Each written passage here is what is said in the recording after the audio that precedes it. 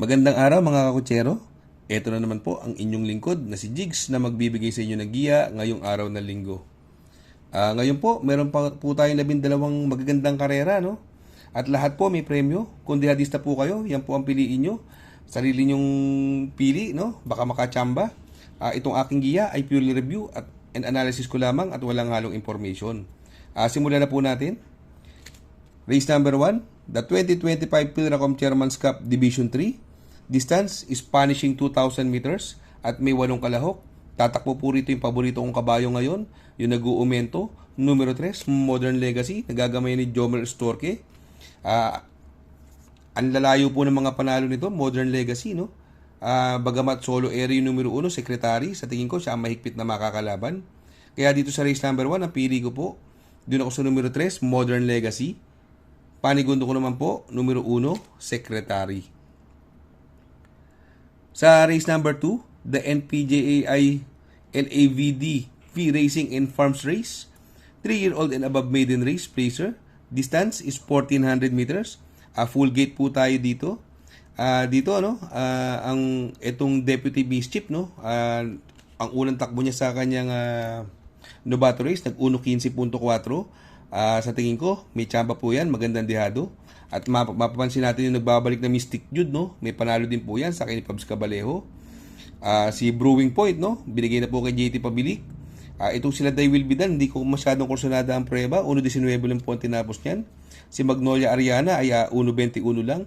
Samantalang itong si Manila Divey ay 1:19. Yung Saving Sunset, no? Galing sweepstakes din po yan, no? Malaki rin po panalo niya si Saving Sunset, no? Pero para sa akin, itong karerang ito ay anybody's race. Ang napupusuan ko po dyan, doon po ako sa numero G's, Brewing Point. Panigundo ko naman po, numero 9, Mystic Jude. At isasama ko pong pandiyado, numero 7, Deputy Mischief. Sa race number 3, the 2025 Philracom Chairman's Cup Division 2. Distance po ay another punishing 2,000 meters. Dito po may 7 kalahok. Ito, kung napansin ko itong karerang ito, parang solo area. Numero 2, King James. Galing po sa malaking karerang panalo din po yan. From CB Ardonia, binigay na po kay Mark Alvarez. Sa tingin ko, walang makakabuliglig. Ang tingin ko magbibigay ng magandang laban dito, yung nag-uumentong Added Haha. 2 beses sa 2 malaking karerang na segundo to. Sa tingin ko, siya po mahigpit na makakalaban niya rito. Kaya dito sa race number 3, ang pili ko po, doon ako sa numero 2, King James. Panigundo ko naman po, numero 4, Added Haha. Sa race number 4, Cool Summer Farm Derby. Distance is 1,600 meters. At dito po, may 5 kalahok. Dito, no, mapapansin natin yung nagbabalik, Marvelous Maxine, no? Ang tinalo po niyan sa malaking karera, si Babe in Hoblut, no? Sa kay ni John Paul Guse. Sa tingin ko, walang ibang mauna, walang ibang mabilis. Sa tingin ko, siya ang horse to beat. Sa tingin ko, ang mabigat na makakalaban niya rito, pero tinalo niya ito, yung numero 3, Cole is Right, napapatubayan naman ni Jeffrey Bakaykay. Kaya dito sa race number 4, ang pili ko po, doon ako sa numero 1, Marvelous Maxine. Panigundo ko naman po, numero 3, Cole is Right. Sa race number 5, 2025 Philracom Chairman's Cup. Distance is punishing 2,000 meters. Dito po, may 8 kalahok. Ito, maglalaban na uli yung yung Baishiro Jungkook, no? May 1-1 silang karta itong year 2025, no? Tinalo po ni Baishiro sa Melia si Jungkook at tinalo naman sa 1800 ni Jungkook si Baishiro, no? Ngayon may mga ito pa rin yung mga nakakalaban nila. Si Batang Manda kasi magaling yan sa basa, no? Or sa ulan, no? At may mabilis dyan, andyan yung Stulen Ola at saka Worshipful Master na Manggugulo. Sa tingin ko, sila pa rin ang may mga panalo rito. Si Baishiro at Jungkook. Kung gusto niyo ng dihado, pwede yan, Batang Kanlaon. Pero para sa akin, itong race number 5, ang pili ko po dyan, doon ako sa numero 6, Baishiro. Panigundo ko naman po, numero 7, Jungkook.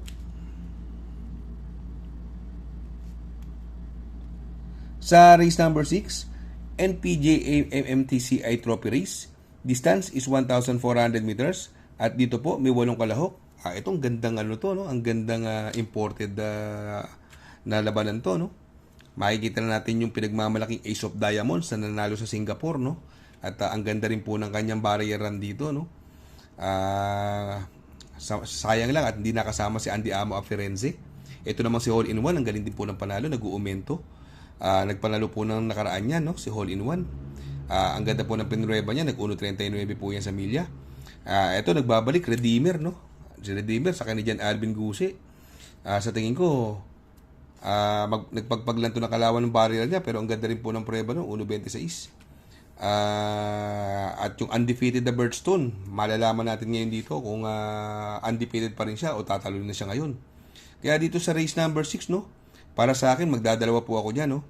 Doon ako sa experiencado sa abroad, no? Na nagpapanalo sa Singapore. Doon ako sa numero 4 ng Hole in One, coupled with Ace of Diamonds. Panigundo ko naman po, yung numero 2, Redeemer. Sa race number 7, NPJAI Pilipinas Super League Race, Pilracom Rating Based Handicap System Race, Class 4, 34 to 39. Distance is 1,400 meters. At dito po, ang ganda na namang laban ito, anybody's race po. Pero si Counter Attack, nag-umento po nakaraan yan. Ang galing po ng panalo. Ugando na nalo nung karera to, Counter Attack, no?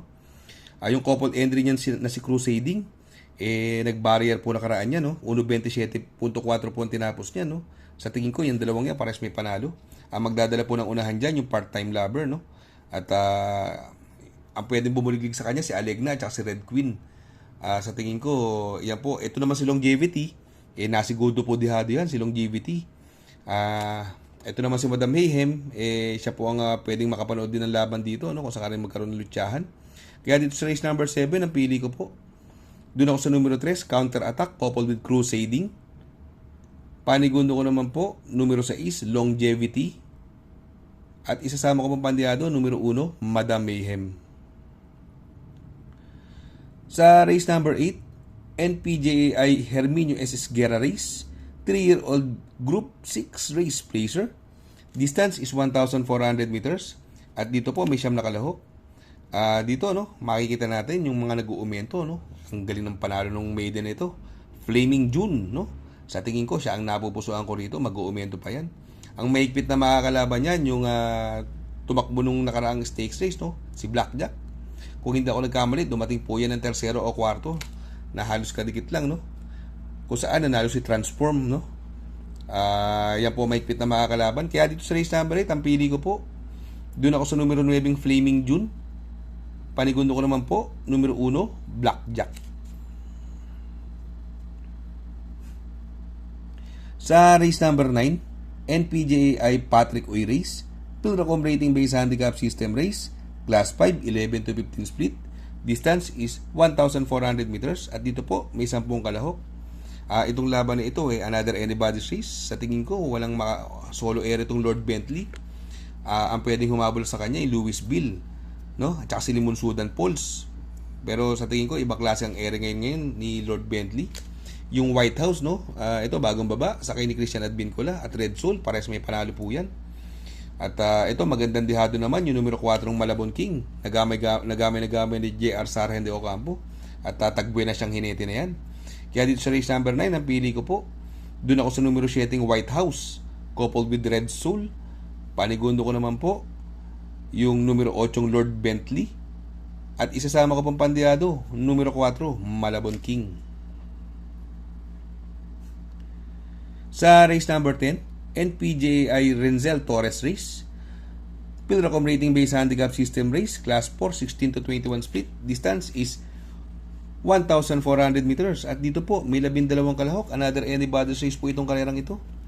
Ako, napupusuan ko po rito dahil ang possible mangyari dito, magkaroon na lutyahan yung Guerrero Warriors, si Hinebra at si Badabing, no? Pero si Badabing, ang ganda po ng kanyang barrier na, no? May 1.26 po yan sa barrier na, no? Pigilan po yun. Kung magkaroon ng lutyahan, ang pwede rin mate, yung numero 10 na si Mahusayay, no? Napapatnubayan ni Jan Alvin Guse, although mabigat ang timbang niya, 57. At ito, panilat, numero 3, Chocolate Thunder, na binigay na po kay Lester De Jesus. Kaya dito sa race number 10, ang pili ko po, doon ako sa numero 10, Mahusayay. Panigundo ko naman po, numero 4, Badabing. At isasama ko pong pandiyado, numero 3, Chocolate Thunder. Sa race number 11 sa penultimate race, NPJAI Batang Carmona Makati Race. Pilracom rating based handicap system race, class 5, 11 to 15 split, distance is 1,400 meters. At dito po, may 11 kalahok, another anybody race po. Pero para sa akin, parang solo ere, numero 1, Grand Lapter. Sakay ni Pabs Cabalejo. Alam naman natin pag nauna to, ang tibay na ito, no? At may best time po yan na 1.25, no? Na sa tingin ko, nakakalamang sa kung preba-preba lang ang pag-uusapan. Ang tingin ko magbibigay ng magandang laban dito, yung numero 5 Bantay Sarado, no? Nasa kay ni Bumbong Villegas. Angkop po ang distansya ngayon sa laban na ito, sa kanya, no? At ito, pwedeng isama. Numero 4, Family Aber, gamay na gamay po ni Onil Cortez yan. Kaya dito sa race number 11, ang pili ko po, doon ako sa numero 1, Grand Laughter. Panigundo ko naman po, numero 5, Bantay Sarado. At isasama ko pong pandiado, numero 4, Family Affair. Sa race number 12, sa last and final race, NPJAI FR Sevilla Industrial and Development Race. Pilracom rating based handicap system race. Class 4, 22 to 27. Distance is another 1,400 meters.